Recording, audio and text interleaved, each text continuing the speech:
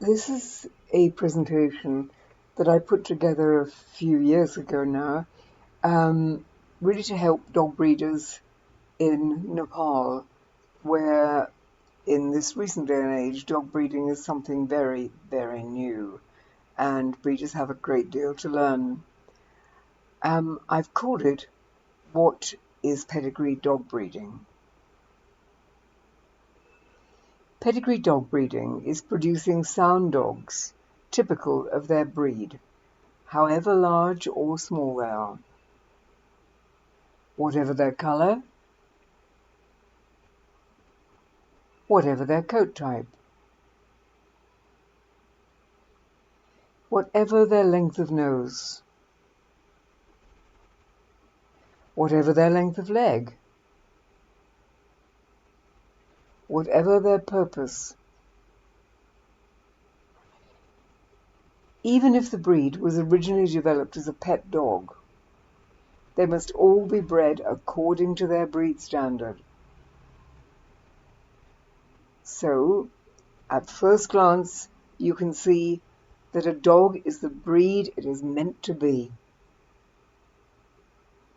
A breed standard paints a picture in words. It tells us about the various different aspects of the dog, the head and skull, the eyes, the ears, and so on, all the different parts of the body. So you need to read and reread and totally understand the meaning, the way in which the breed standard was written and how it should be interpreted.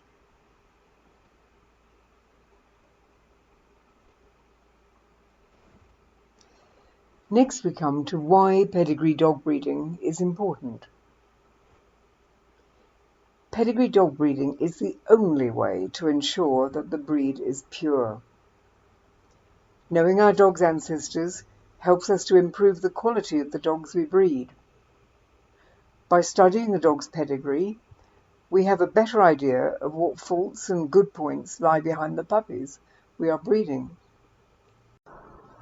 Now I'm going to tell you a little bit about breeding, using for the sake of example my own Modish kennel of principally Lhasa Apsos.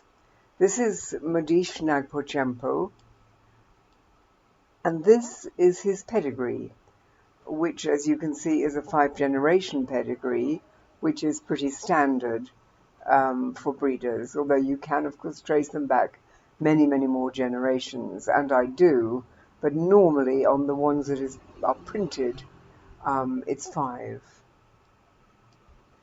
And in this image you can see that I have outlined in red all the champions within that pedigree. And this picture I find important in that it shows 6 generations of champions. The one bottom right is my own champion Tabitu of Jontas. And here are Nagpochempo on the right and his sister Modish Lamo on the left with their mother Kitty. And these are actually the 3 that I brought to Nepal with me, and these have been photographed by me actually in my sitting room in Nepal. Here is Chempo's sire, Modish Maximilian at Boroy, who is an old man in this picture. And here his grandsire, Champion Velena Osrig, bred and owned by Helen Bell. And here the grandam, Champion Velena Antusha, which this bitch is also owned and bred by Helen Bell, and I awarded her best of breed. That's how much I liked her, and one of my reasons for buying one of her puppies. Inbreeding should only be used rarely, and even then only by highly experienced breeders. In some countries, very close matings are not permitted in a country's kennel club. In other countries, this is allowed. Line breeding is the method most commonly employed by true breeders, but it is essential that the dog or dogs that appear more than once in a pedigree are of very high quality.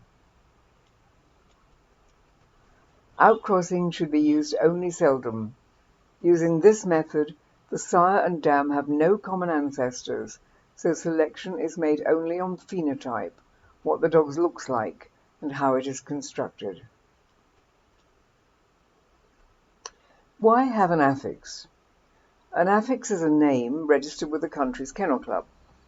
It can preface the name of any pedigree registered dog you breed. My own affix, registered with the English Kennel Club, is Madish. So looking back through pedigrees, I and other people will always know which dogs were bred by me. It is important that your affix is different from and cannot be confused with that of any other breeder. An affix should not be a word found in the dictionary. Many people use a combination of their own names, for example, to create a new name. When someone owns a dog but has not bred it, the affix name can be used at the end of the dog's name. This easily shows people who owns the dog. However, there is a big but. A dog's name cannot be changed, nor a suffix added, when a dog has already done a lot of winning. This is a Kennel Club breeding certificate showing health screening results. And this, a stud book certificate. A dog has to qualify highly to get one of these. If a dog is registered with the country's kennel club, it is eligible to enter shows that are approved by it. Kennel club registration allows dogs that have won sufficiently well to hold titles. The most coveted title of all is that of champion. A championship dog show is the highest level of show. Dogs compete in classes specific to their own breed. Some classes are for mixed breeds if numbers are particularly low. Here, a judge is judging greyhounds and taking an overall look at all the exhibits in the class. And you can see this image from Crufts shows how the judge assesses each dog very carefully, paying close attention to every aspect. Here, I am inspecting the dentition in a Tibetan Mastiff, where I was judging in Sweden, and in fact I gave this not only best of breed, but also best in show at the Tibetan Breeds Show in conjunction with the World Show. Small dogs get judged on a table. The judge then asks the handler to move the dog. It is important to move your dog at the correct pace, and the speed will vary according to the breed. It is also important to present a dog to perfection. The method of presentation varies, again according to the breed. This judge is taking a careful look at a class of boxers. The judge here is about to select his prize winners in Dachshunds. And here are the best of breed winners in a hound group.